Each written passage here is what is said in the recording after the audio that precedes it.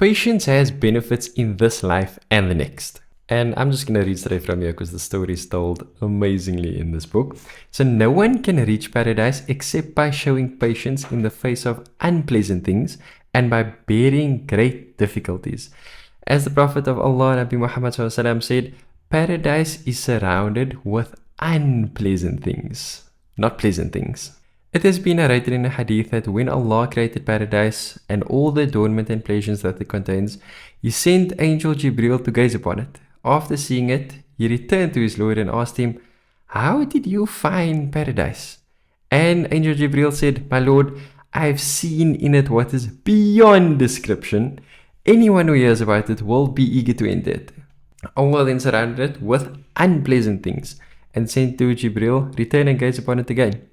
When he returned, having seen the unpleasant things surrounding it, he said, "My Lord, I fear that no one will enter it." Then Allah created the hellfire and sent Jibreel to gaze upon it. And he returned saying, "Nobody who hears about it will enter it."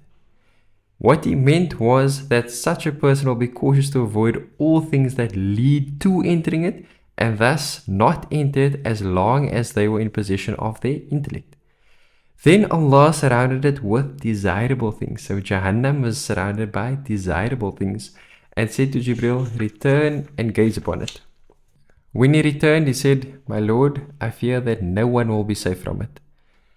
So what we see is that paradise is surrounded with unpleasant things and that Jahannam or the hellfire is surrounded with pleasant things. We need to analyze our days. Do you wake up for Fajr in the morning when it is the early morning prayer and your blanket is so comforting and welcoming and snuggly? And in the morning we hear the adhan and it says, "Allah is the greatest, Allah is the greatest." And they remind us, come to prayer, come to success. And the muadhin says, "Salah is better than sleep." Do you patiently forsake your sleep to go do your prayer? Then our tongue.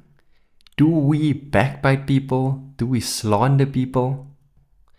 And Allah says in the Quran, "Do not backbite one another." Would any of you like to eat the flesh of his dead brother? And the Prophet ﷺ said that backbiting is speaking about your brother in a way that he is averse to. And some people might have a counter argument and say, what if what I'm saying about the person is true? The Prophet ﷺ actually replied to this and he said that if what you're saying about him is true, then you have indulged in backbiting. And if not, you have slandered him. And slander is far worse than backbiting. So we ask Allah to protect us from backbiting, we ask Allah to protect us from slander, and likewise we ask Allah to protect us from lying. And one of the Sahabis asked the Prophet Muhammad SAW whether a believer lies.